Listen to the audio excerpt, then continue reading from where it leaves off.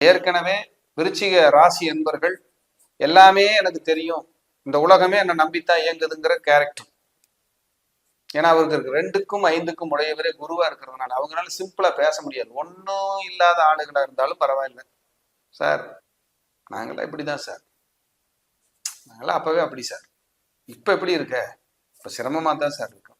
அந்த மாதிரி பிரச்சனையை கொடுத்துக்கிட்டே இருக்கு. இவங்க தன்னை அறிய தனக்கொரு கேடு இல்லை, தன்னை அறியாமல் தானே கெடுகின்றார்.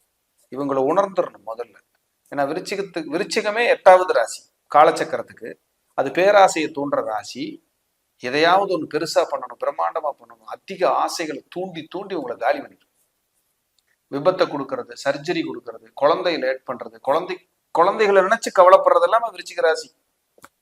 என் குழந்தை நல்லா இன்னும் டெவலப் ஆகல, ரொம்ப கஷ்டப்படுறான், எதையாவது ஒண்ணு நினைச்சு ஒரு சிரமத்துக்குள்ளாகிறது விருச்சிகம்.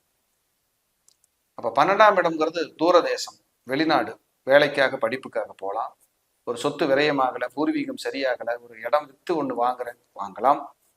2ஆம் இடத்தை பார்க்கறதுனால வருமானத்துக்கு குறை கிடையாது, உங்க பேச்சுக்கு ஒரு மரியாதை உண்டு. 4ஆம் இடத்தை பார்ப்பதால் சொத்துக்களில் இருந்த வில்லங்கங்கள் எல்லாம் சரியாகும்.